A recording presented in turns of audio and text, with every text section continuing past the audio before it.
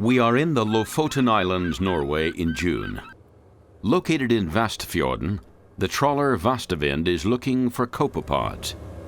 Snorre Angel from Calanus sends out small meshed nets. Vet vi jo nå når vi tar opp at den øverste var på 0 meter, 1 meter, og den neste på 5 og neste på 10.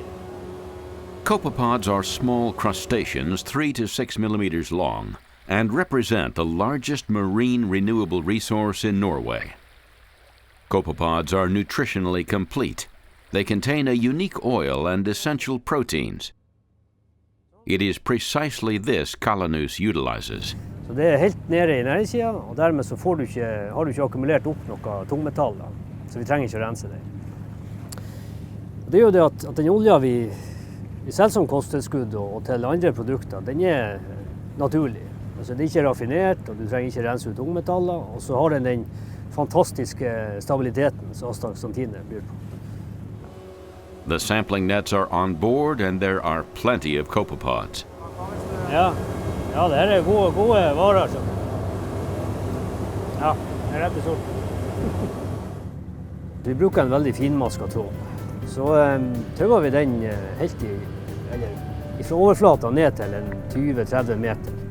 Båter skyter seg litt opp og ned, og vi kan finne på forskjellige dyp. Men sjelden noe dypere enn 30 meter. At the present time, the copepods are harvested with a research permit.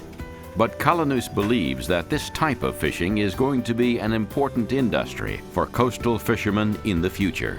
Sesongen er jo på kanskje et par-tre måneder hvis man strekker det litt. Og det er jo ikke i utgangspunktet grunnlag for å lage egne båter eller å starte et eget selskap som skal bare holde på det her. Så vi har tenkt hele tiden, det er jo at dette er det kan være en fot til å stå på for fiskere. Vi skal ikke drive fangst, vi skal stå på kaia og kjøpe, og så skal vi lage produkt, det kan vi. Så kan fiskerne fiske, det kan de. Ja, det hva du ser her, hun er jo altså knallrød, så det er moden og båter med godt med olje.